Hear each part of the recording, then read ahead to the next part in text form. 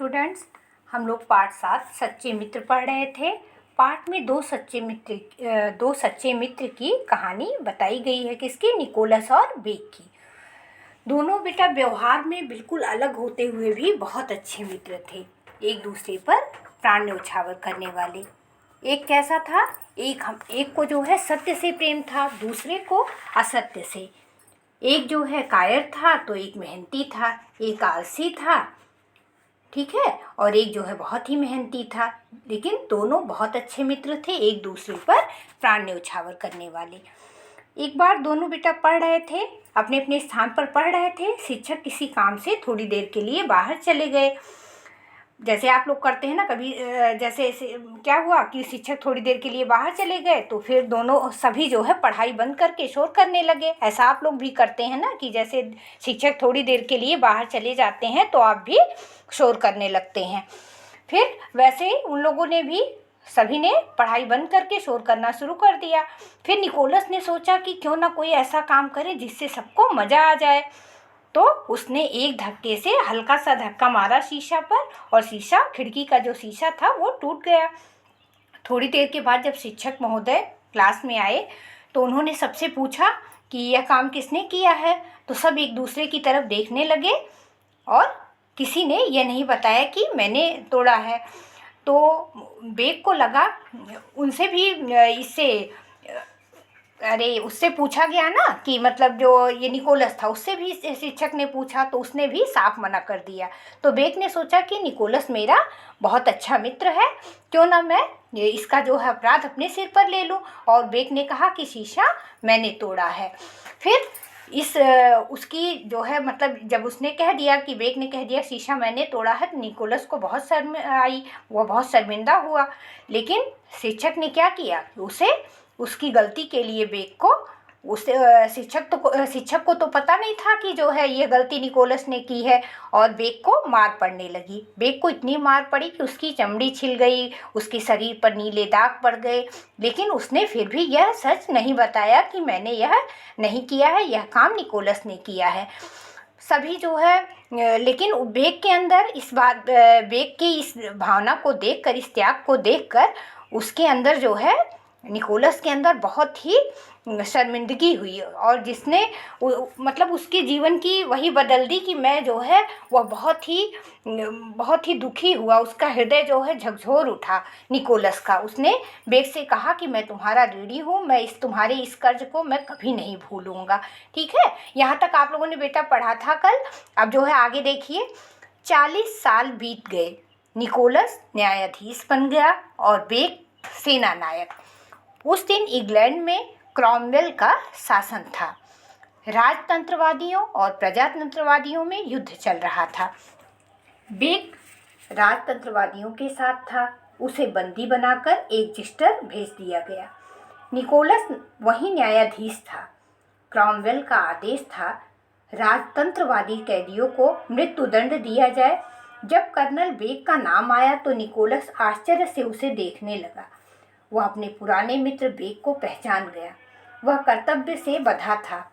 उसने कुछ सोचकर निर्णय दिया, 4 दिन बाद सबको फांसी दे दी जाए।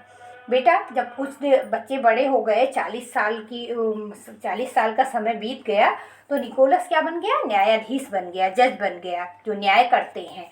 ठीक है, जो ये सत्य असत्य की पहचान करते हैं, मतलब जो न्यायाधीश है, जज है, जो न्याय करते हैं, न्यायाधीश जज बन गया। और बेक क्या बना? सेनापति, सेना नायक। ठीक है, बेक क्या बन गया? सेना नायक बन गया।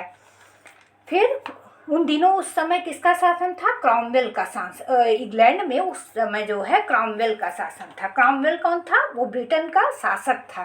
ठीक है, इसी व्यक्ति ने जो है चार्ल्स सेकंड जो था उसको मृत्युदंड दिलवाया था, और उसने कुछ समय के लिए इंग्लैंड को गणतंत्र में बदल दिया था। राजतंत्रवादी और प्रजातंत्रवादी क्या होता है बेटा, पहले ये जान लीजिए। राजतंत्रवादी किसे कहते हैं? यह शासन की वो प्रणाली होती है जिसमें जो है, जैसे पहले राजा होते थे ना, राजा ही सर्वे सर्वा होता था, राजा ही शासन करता था, और जो है ये जनता द्वारा नहीं चुना होता था, यह जो है वंशगत होता था। मतलब अगर जिसके पिता जो है राजा थे तो वो जो है उसका बेटा भी राजा होगा। इसलिए जो है तो पहले इसको क्या कहते हैं, राजतंत्रवादी। या तो ऐसा भी होता था कि अगर किसी दूसरे एक देश के राजा जो है युद्ध में उसको पराजित कर देते थे, फिर राजा बन जाते थे, तो उसकी भी उनका भी शासन चलता था। तो ऐसे समझिए, राजतंत्रवादी किसे कहते हैं, ऐसा राज्य या शासन जिसमें सारी सत्ता एक राजा के हाथ में हो। मतलब ऐसा राज्य या ऐसा शासन जिसमें सारी सत्ता किसके हाथ में हो, राजा के हाथ में हो, तो उसे क्या कहते हैं, राजतंत्रवादी। और प्रजातंत्र या जो है ये है ना प्रजातंत्रवादी, ठीक है। प्रजातंत्रवादी यह जो है ऐसी शासन व्यवस्था है जिसमें वास्तविक सत्ता किसके हाथ में होती है, जनता के हाथ में निहित होती है। यह जनता का जनता के लिए और जनता द्वारा किया जाने वाला यह शासन है। प्रजातंत्र जो होता है वो क्या है, जनता द्वारा जनता के लिए तथा जनता के लिए किया जाने वाला शासन है। यह जनता का जनता के लिए तथा जनता के द्वारा किया जाने वाला शासन है। प्रजातंत्र का क्या अर्थ हो गया, प्रजा द्वारा बनाया गया या चुना गया ऐसा तंत्र जो प्रजा के लिए शासन व्यवस्था लागू करता है। इस तंत्र में किसी विशेष व्यक्ति या दल का कोई अधिकार नहीं होता है। इसमें जो है जनता द्वारा निर्वाचित जो सदस्य होते हैं उन्हें वही शासन चलाते हैं, ठीक है। सेना नायक आप लोगों ने समझ लिया। सेना नायक किसे कहते हैं, सेना का अफसर या फौजदार या सेना जो है सेना का जो प्रधान होता है, सबसे बड़ा अधिकारी होता है, उसको क्या कहते हैं, सेना नायक। तो निकोलस क्या बन गया, न्यायाधीश बन गया, जज बन गया। और बेग क्या बना, सेना नायक। बेग जो है सेना नायक बन गया। वो जो है सेना का अफसर, फौजदार, सेना नायक क्या है, सेना का प्रधान, सबसे बड़ा अधिकारी। तो उस समय क्रॉमवेल का शासन था। क्रॉमवेल को आप लोगों ने समझ लिया कौन थे। क्रॉमवेल मैंने बताया ना, वो ब्रिटेन के शासक थे। इसी व्यक्ति ने क्रॉमवेल ने चार्ल्स को मृत्युदंड दिलवाया था। उसने कुछ समय के लिए इंग्लैंड को गणतंत्र में बदल दिया था, ठीक है। अब देखिए, राजतंत्रवादियों और प्रजातंत्रवादियों में युद्ध चल रहा था। बेग राजतंत्रवादियों के साथ था। बेग जो था वो किसके था जिसमें मैंने बताया ना, जो राजा का शासन जहाँ चलता है राजतंत्रवादियों के, उसे बंदी बनाकर एग्जिस्टर भेज दिया गया, ठीक है। एग्जिस्टर का अर्थ होता है बाहर निकलना, जेल होती है ये, ठीक है। निकोलस वहीं क्या बन गया, न्यायाधीश बन गया, ठीक है, जज बन गया। क्रॉमवेल का क्या आदेश था कि राजतंत्रवादी कैदियों को मृत्युदंड दे दिया जाए।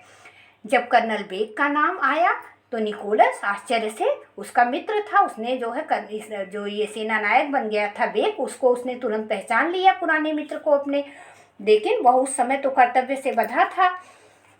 फिर उसने फैसला दिया कि जो है 4 दिन बाद सबको फांसी दे दी जाए। अब बेटा आगे कल पढ़ेंगे।